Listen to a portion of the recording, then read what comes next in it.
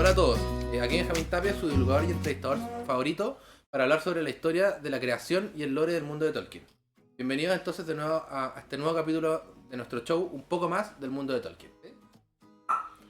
Hoy hablaremos sobre el Quenya, una de las lenguas artificiales creadas por J.R.R. Tolkien, presentes en la Tierra Media. Para lo que tenemos dos invitados especiales que nos hablarán al respecto. Pero antes, daremos un poco de contexto. De esta lengua artificial se sabe desde la Primera Guerra Mundial, cuando Tolkien tenía algo así como 20 años, un poco más. Sin embargo, y al igual que el resto de todas sus lenguas, esta nunca terminó de desarrollarse y evolucionar, siendo su punto más álgido el momento de escritura de la saga del Señor de los Anillos. Esta lengua usa el alfabeto Tengwar para su escritura, al igual que la mayoría de las lenguas de la Tierra Media. Sin embargo, de la misma forma que el inglés y el español usan el mismo alfabeto, pero no de la misma forma, ni con exactamente las mismas letras, ocurre esto con las lenguas que usan el Tengwar. Pero de esto hablará uno de nuestros invitados más adelante.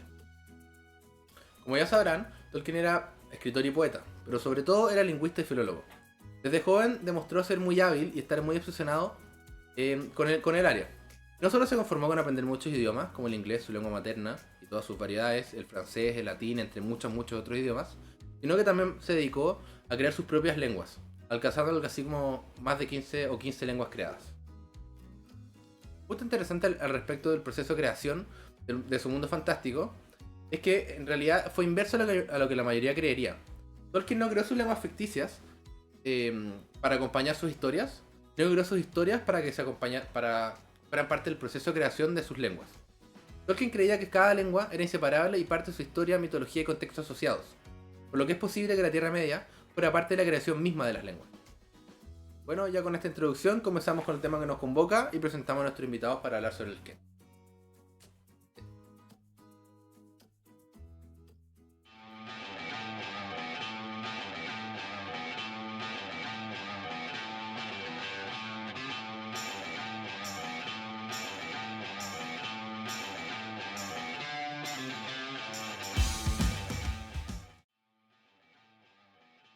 Bienvenido Deiko nuevamente. Gracias por haber venido. El gusto. Bueno, como sabrás, hoy día estamos hablando un poco del Kenia. Quería saber si nos podrías contar un poco del Kenia en la Tierra Media. Bueno, el Quenya es nuestro dialecto más antiguo. Es el cual se originan casi todos los dialectos modernos del elfo. Cuando hablas de nuestro, ¿te refieres a Tierra Media en general? ¿O ustedes como elfos? Bueno, hay un lenguaje que es más antiguo, pero es el de los Valar. Los Valar son aquellos que ustedes podrían llamar dioses, pero su lenguaje era bastante extraño. De hecho, ellos terminaron utilizando el que nosotros hablábamos. Kenia. Bueno, diciendo. Bueno, fíjate que el Kenia es la lengua más antigua. ¿Aún se sigue usando hoy en día? Bueno, el Quenya es lo que para los humanos sería algo similar a lo que es el latín, en cuestiones de que se utiliza para cuestiones más ceremoniales o históricas. Por ejemplo, Elrond o el rey Aragorn lo utilizan, pero es por ocasión que hicieron. Aunque hay un caso bastante Galandriel, quien lo tuvo que entender porque durante su juventud es lo que se hablaba. Esas son las gracias de los elfos de luz a los que somos capaces de vivir para ver transformaciones. O cuando hablas de elfos de luz, ¿qué te refieres? Durante el inicio había dos grandes árboles que daban como la vida y la energía. Pero eso cambió cuando Morgoth y una araña fueron y lo atacaron y robaron la luz de los árboles. Eso provocó una gran migración de los elfos. Aquellos elfos que vieron antes de eso son los que llamamos elfos de luz. Bueno, ¿cómo afectó todo este tema a la lengua al Kenia? Bueno, la migración fue bastante desastrosa para nuestra. Hay algunos que siguieron hasta llegar al Valara, pero hay muchos que pudieron siempre quedar en la Tierra. Ya sea que querían soportar el viaje o caos ahí. Lo interesante es que los últimos, los que no dejaron, son los Teleri. Ellos desarrollaron su lenguaje que con el tiempo fue transformado en el Sildarin, que es el que... Ah, ok, o sea que Kenia desapareció ahora después de todo. Tengo entendido que en Valinor aún se utiliza el... ya, Ajá. bueno, una forma... pero no, no hay muchas cosas que corroboren esta teoría, ya que es bastante complicado viajar de ida a vuelta hacia Valinor desde la Tierra Media. Ya que es como un más o menos olvidado. ¿Tiene alguna utilidad actual? Bueno, ¿sabes? Hay, por ejemplo, el lado de que es el idioma que los dioses aprendieron ¿Cierto? de Sí. los elfos, por lo cual en ceremonias cuando nos queremos comunicar con ellos sí usarlo. También, por ejemplo, el nombre del rey Aragorn, sus nombres reyes Strider, que tiene dos nombres, Strider y Lesser. Lesser. ¿No era? Que es la versión pequeña de... Sí. de- Muchas gracias por contarnos todo esto. ¿Hay algo más que quieras contar? No, creo que hizo un buen resumen de... Sí, muchas gracias. Ahora vamos a continuar con nuestro segundo invitado. Nos va a hablar sobre un poco la escritura y la gramática del Kenia.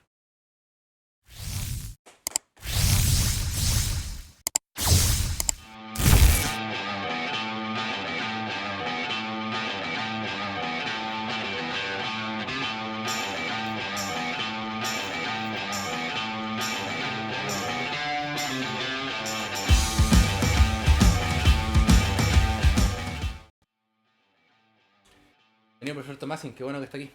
Un gusto, don Benjamín. Para quienes no lo conozcan, este es el profesor Tomasin, profesor de la Universidad de los Andes, lingüista especializado en Kenia. Hace poco estuvimos con otro invitado que nos contó un poco sobre la historia del Kenia, desde sus orígenes hasta bueno, actuales. Y me pareció un poco curiosa la armonización. Quería saber si nos podrías hablar un poco de eso. Sí sabes que mucho de todo esto viene del galés. Las letras y los fonemas también son muy romantizados. Las vocales, al igual que las lenguas romanas, están las vocales, ¿cierto? Las cerradas, las medias y las abiertas. Todo esto está bien caracterizado por la armonía de las vocales. Quizás nos podrías dar un ejemplo un poco más concreto. Sí, mira, sabes que un buen ejemplo de romanización del Kenia es el uso de las C como las K, las B como las W, las X como las K y las S. No, y también cabe destacar que las palabras que terminan en E, a diferencia del inglés, aquí la E se pronuncia. Es un dato bien interesante. Claro, poco intuitivo porque el autor era inglés, como que... bueno, Claro. No, y también tenemos que destacar que existe el el uso de las conjugaciones tradicionales, existe el uso del plural participio, además de la dependencia del tiempo, porque tenemos las palabras en presente, pasado, futuro. Todo esto, sin embargo, cambia cuando no hay pronombres en la frase o un objeto y cuando no hay singularidad. quizás nos podrías dar ejemplo. Sí, claro. Jaime. Mira, aquí tenemos la palabra Tomnesen. ¿Hace pronuncia Topneson? Sí, Tomnesen. ¿Sí? ¿Cierto? Esta palabra es una palabra compuesta que tiene una parte top, ¿cierto? Tiene el ne, el SSE, ¿cierto? ¿No? Y tiene la N, ¿cierto? Donde top significa cubrir. Ne nos dice que es una frase o palabra en pasado.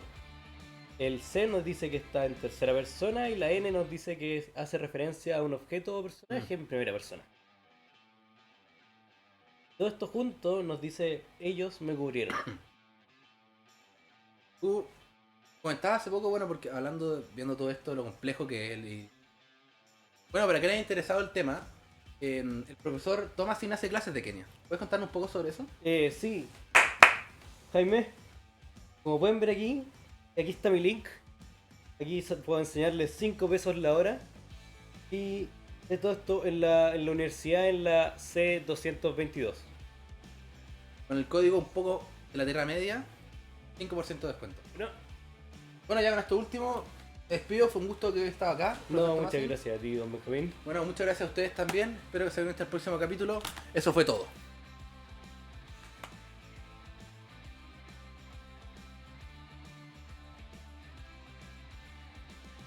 Mira, como puedes ver aquí, al otro lado, Jaime.